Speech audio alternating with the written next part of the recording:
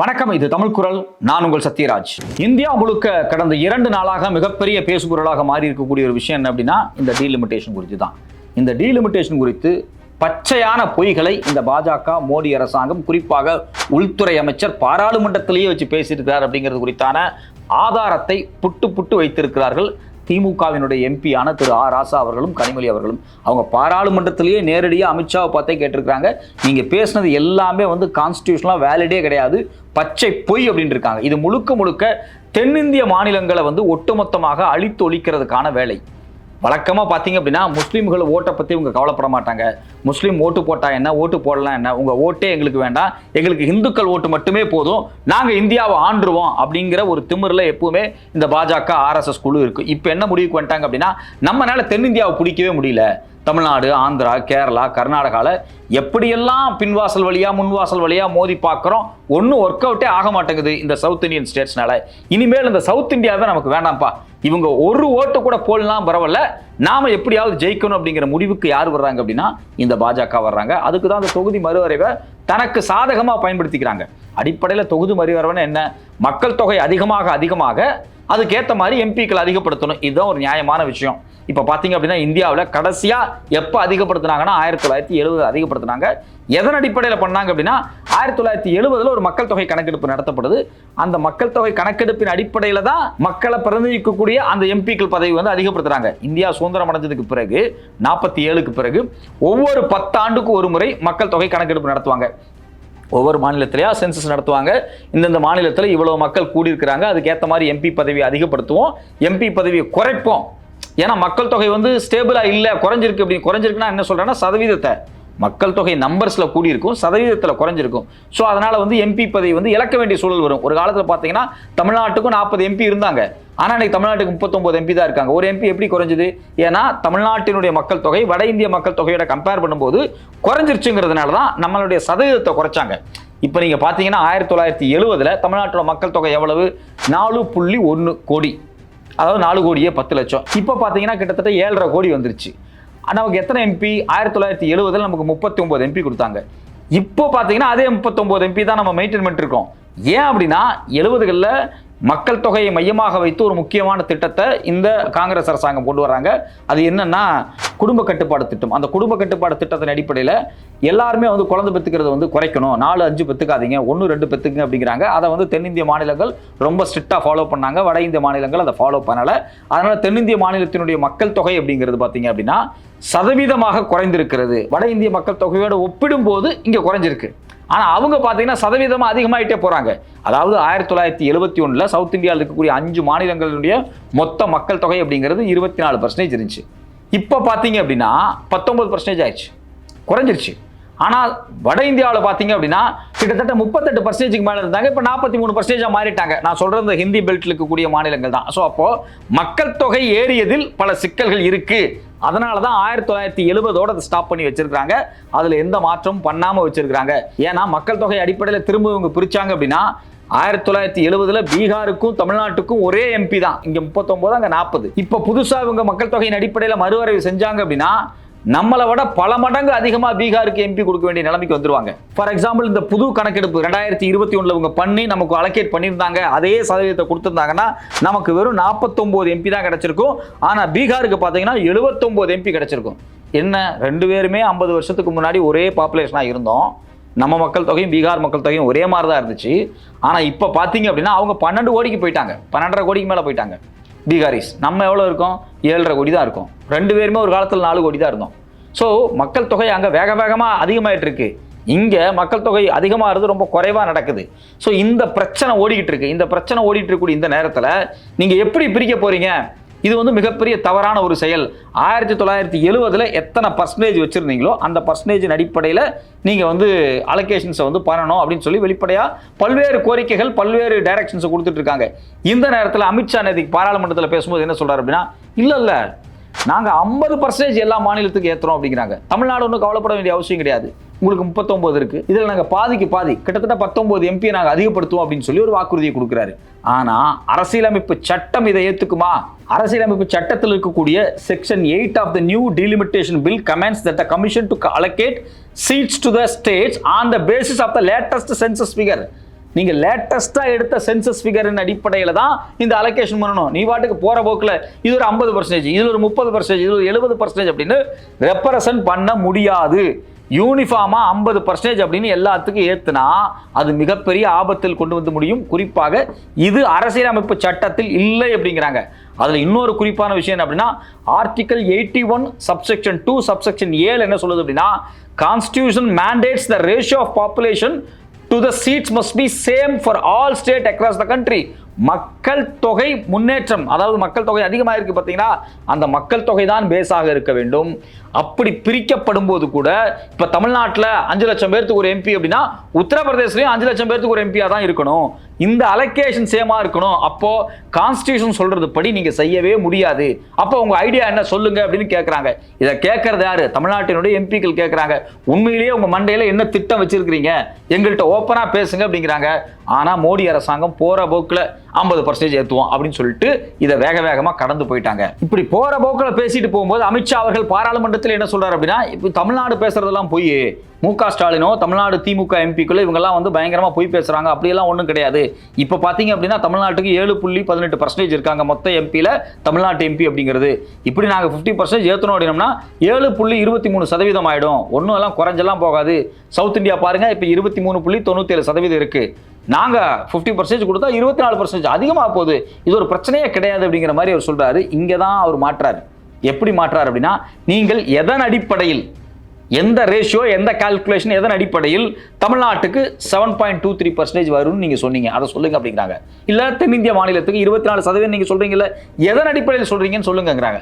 ஏதாவது மக்கள் தொகை கணக்கெடுப்பின் அடிப்படையில் பண்ணீங்களா? இல்லையே. லேட்டஸ்ட் சென்சஸ் கடைசியா எப்ப சென்சஸ் நடத்துனீங்க? 2011. இப்போ நியாயப்படி என்ன பண்ணிருக்கணும்? 2021 நீங்க நடத்திருக்கணும். நீங்க 2021 நடத்தல. கேட்டா என்ன சொல்றீங்க? கொரோனா வந்துருச்சு, அதனால ஒரு பெரிய பாதிப்பாயிருச்சு அப்படிங்கிறீங்க. அது நியாயமா இருக்கு. சரி, கொரோனா வந்துருச்சு அதனால நடத்த முடியல அப்படின்னு 22ல பண்ணிருக்கலாமே, 23ல பண்ணிருக்கலாமே, 24ல பண்ணிருக்கலாமே, ஏன் பண்ணல? அப்போ இத்தனை வருஷமா சென்சஸே பண்ணல. இதுக்கு காரணம் என்ன அப்படின்னா சென்சஸ் இப்ப நடத்தணும்னா 29 தேர்தல்ல கட்டாயம் நாம வந்து தொகுதி மறுவரைவு பண்ணி அதன் அடிப்படையில் தேர்தலை சந்திச்சோம்னா நம்ம மாட்டிக்கணும். அதனால நம்ம என்ன பண்ணலாம் அப்படின்னா பழைய சென்சஸை வச்சு இதை காலத்தை தள்ளிடுவோம். இதுலயே பாத்தீங்க அப்படின்னா தொகுதியை நாங்க மறுவரைவு செஞ்சிருவோம். அந்த மறுவரைவு முழுக்க முழுக்க வந்து பாஜகவுக்கு சாதகமா இருக்கக்கூடிய ஒரு மறுவரைவை செய்வதற்காக சில வேலைகள் நடக்குது. அது தனி ஏரியா. இப்ப நீங்க பாத்தீங்க அப்படின்னா ஒரு காலத்துல அஸ்ஸாம்ல முஸ்லிம் மக்கள் அதிகமாக இருக்கக்கூடிய தொகுதி அப்படின்னு 35 தொகுதி இருந்துச்சு. இந்த தொகுதியை நாங்க மறுவரைவு செய்ய போறோம் அப்படின்னு சொல்லி மறுவரைவு செஞ்சு முஸ்லிம் மக்கள் எல்லாத்தையும் தனித்தனியா பிரிச்சு, ஃபார் எக்ஸாம்பிள் ஒரே தாலுக்காக்குள்ள ஒரே டிஸ்ட்ரிக்ட்குள்ள இருக்கக்கூடிய 2-3 இடத்துல அதிகமான முஸ்லீம் இருக்காங்க அப்படின்னா இதை ஒரு கான்ஸ்டிடியூன்சியா மாத்தி அதை ஒரு கான்ஸ்டிடியூன்சியா மாத்தி 35 ஸ்டேட்டை கைப்பற்றுற அளவுக்கு அதிகமான மக்கள் தொகை கொண்ட முஸ்லீம் மக்களாக இருந்த அஸ்ஸாம் மாநிலத்தில் இன்னைக்கு 19 வந்துருச்சு. 19-20க்குள்ள இருக்கு. இதனுடைய நோக்கம் என்ன அப்படின்னா எந்த ஒரு தொகுதிக்குள்ளையும் முஸ்லீம் மக்கள் அதிகமா இருந்துடக்கூடாது. அந்த தொகுதி எல்லாத்தையும் 2-3 பிரிச்சு வேற வேற இந்துக்கள் அதிகமா இருக்கக்கூடிய தொகுதிகளோட இணைச்சு இது ஒரு விதமான பேட்ச் ஒர்க் பண்ற வேலை. முழுக்க முழுக்க திட்டம் போட்டு தொகுதி மறுவரைவு என்ற பேரில் நிரந்தரமாக உத்தரப்பிரதேசலையும் பீகார்லையும் சத்தீஸ்கர்லையும் ஜார்க்கண்ட்லையும் மத்திய பிரதேசலையும் எப்பவுமே ஜெயிச்சுட்டே இருக்கணும் அப்படிங்கிறதுக்காக இந்த ஒரு 5லிருந்து ஒரு 7 மாநிலத்தை மையமாக வைத்து இந்த ஹிந்தி பெல்ட்டை தன் கட்டுப்பாட்டில் கொண்டு வரதுக்கான இந்த தொகுதி மறுவரைவை அவங்க செய்றாங்க. இதுல மோசமா பாதிக்கப்பட போறது யாரு அப்படின்னா தென்னிந்தியா தான். இதுல தென்னிந்தியாவுக்கு நாங்க நியாயமான சீட்டு கொடுத்துருவோம், நாங்க அப்படியே அலோகேட் பண்ணிடுவோம், இப்படி அலோகேட் பண்ணிடுவோம் சொல்றது ஒரு பச்சை பொய். இவங்க நேற்றுக்கு பாராளுமன்றத்தில் பேசின உள்துறை அமைச்சர் 7.18 7.23 நாங்க மாத்திருவோம் சொன்னார்ல. இந்த 7.23 அவர் எப்படி வந்து சேர்ந்தார் அப்படின்னு பாராளுமன்றத்தில் கனிமொழியும் திரு ராசா அவர்களும் கேட்கிறாங்க. வெளிப்படையா சொல்ல போனா இன்னைக்கு இருக்கக்கூடிய மொத்த எம்பி இருக்கு பாத்தீங்களா, இதை 2ஆ டிவைட் பண்ணி இதுல இருந்து 50% மல்டிப்ளை பண்ணக்கூடிய வேலை செய்யறாரு. இப்படி செய்யவே முடியாது. அரசியலமைப்பு சட்டம் இப்படி அனுமதி கொடுத்ததே கிடையாது. நீங்க மக்கள் தொகை கணக்கெடுப்பின் அடிப்படையில் தான் செய்தாக வேண்டும்.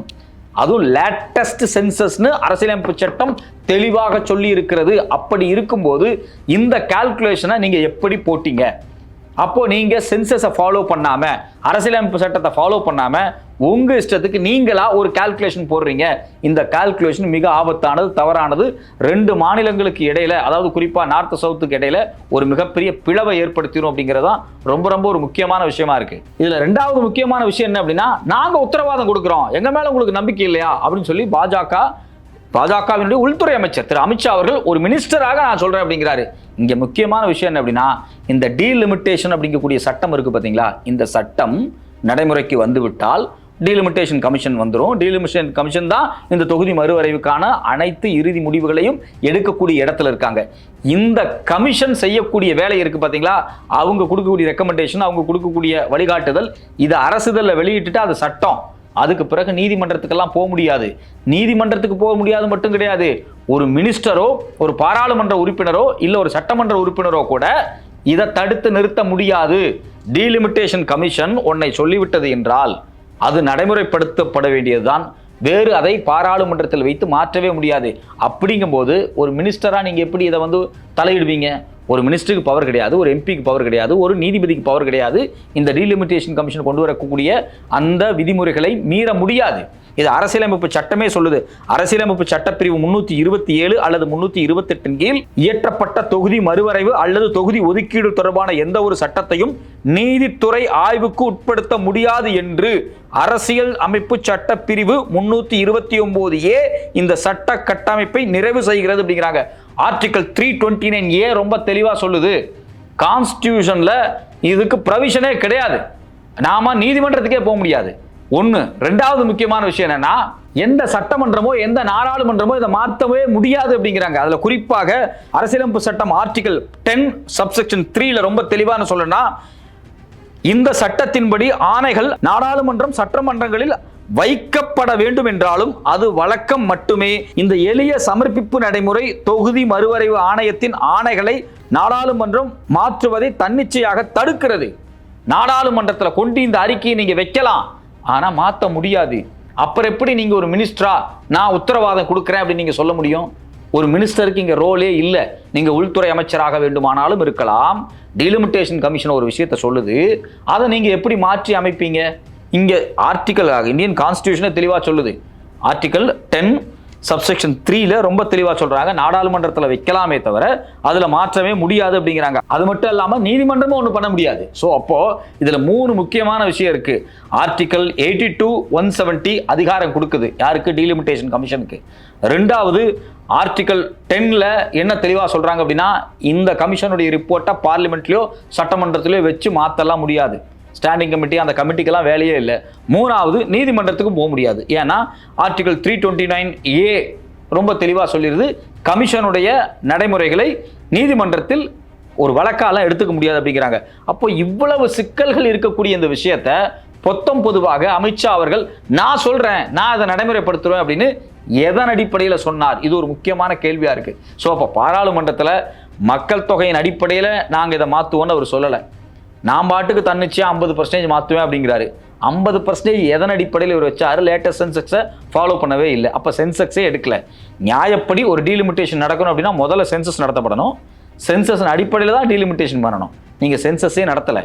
சென்சஸ் நடத்தாம நீங்க டீலிமிட்டேஷன் பண்றீங்க. இதுல ரொம்ப முக்கியமான விஷயம் என்ன அப்படின்னா, இது மாதிரியான டீலிமிட்டேஷன் ஆக்டை கொண்டு வரணும் அப்படின்னா பாராளுமன்றத்தில் 2/3 மெஜாரிட்டி இருக்கணும். இவங்களுக்கு என்ன பண்றாங்க அப்படின்னா, இந்த 2/3 மெஜாரிட்டியவே இல்லாம பண்றதுக்காக சிம்பிள் மெஜாரிட்டியில இந்த வேலையை செய்யறதுக்கு சட்டத்தை கொண்டு வர்றாங்க. இது ரொம்ப ஆச்சரியமா இருக்கு. ஒரு சட்டத்தை வலுவிழக்க செய்வதற்கு அதே சட்டத்தை பயன்படுத்துவது. ஸோ உனக்கு இனிமேல் அதிகாரம் கிடையாது அப்படின்னு அந்த ஒரு கலெக்டர் இருக்காரு, உனக்கு இனிமேல் அதிகாரம் கிடையாது. யார் சொன்னா? கலெக்டரா நீயே கையெழுத்து போட்டுக்கோ, இனிமேல் எனக்கு அதிகாரம் கிடையாது அப்படிங்கிற மாதிரியான ஒரு 2/3 மெஜாரிட்டியை காலி பண்றதுக்கு, சிம்பிள் மெஜாரிட்டியை கொண்டு வர்றதுக்கு இந்த பின்வாசல் வழியா ஒரு சட்டத்தை அவங்க கொண்டு வர முயற்சி பண்றாங்க. இது மிகப்பெரிய ஆபத்தானது. ரெண்டாவது, இந்தியாவில் மக்கள் தொகை அதிகப்படுத்தும் போது கட்டாயம் எம்பி பதவி அதிகப்படுத்த வேண்டும்.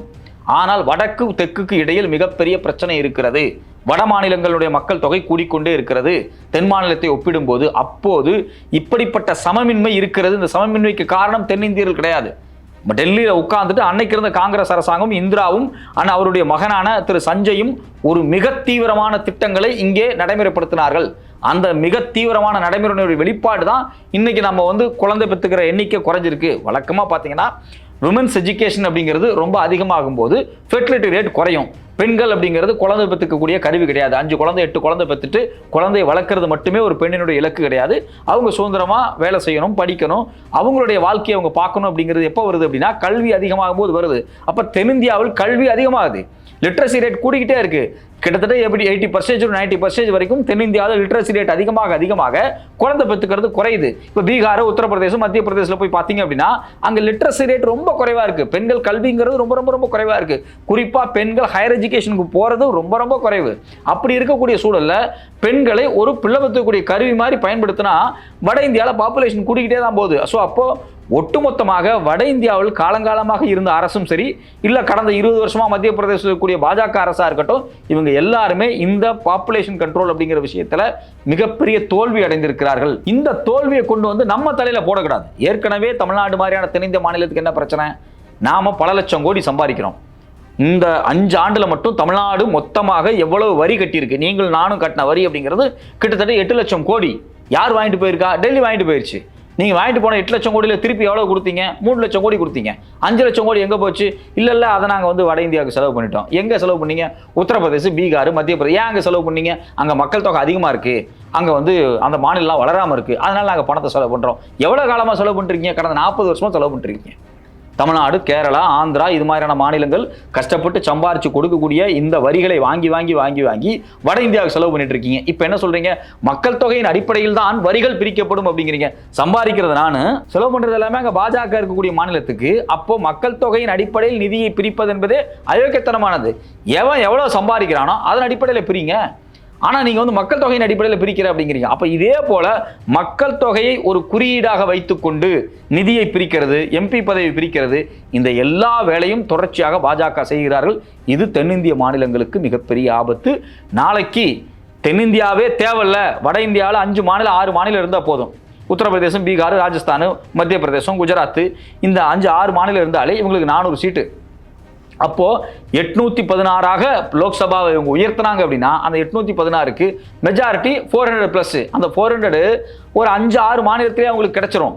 அப்போ தமிழ்நாட்டில் ஒரு சீட்டு ஜெயிக்க வேண்டியது கிடையாது, கேரளாவில் ஒரு சீட்டு ஜெயிக்க வேண்டியது கிடையாது, ஆந்திரா, தெலுங்கானா, கர்நாடகா இங்க ஒரு சீட்டு கூட ஜெயிக்காம வட இந்தியாவில் மட்டுமே ஜெயிச்சு ஒரு 10 மாநிலத்தில் மட்டுமே ஜெயிச்சு ஆட்சி அதிகாரத்தை பிடிக்க முடியும் பாஜகவால். நிரந்தரமாக அவங்களால ஆட்சி அதிகாரத்துக்கு போக முடியும். அப்போ முழுக்க பாராளுமன்றத்தில் வட இந்தியர்கள் மட்டும்தான் இருப்பாங்க. நாளைக்கு எல்லா சட்டத்தையும் கொண்டு வருவான். தென்னிந்தியாவில் ஒரு பிசினஸ் பண்ண முடியாது. தென்னிந்தியாவில் இருக்கக்கூடிய பேங்க்ல, அதாவது அரசு வங்கியில எல்லா வட இந்தியக்காரன் வந்து உட்காருவான். இப்பயே உட்காந்துக்கிட்டு இருக்கான். நாளைக்கு நம்ம பசங்க படிக்கிறதுக்கு லோன் தர மாட்டான். நம்ம ஆட்கள் சாதாரண பிசினஸ் பண்றதுக்கு லோன் தர மாட்டான்.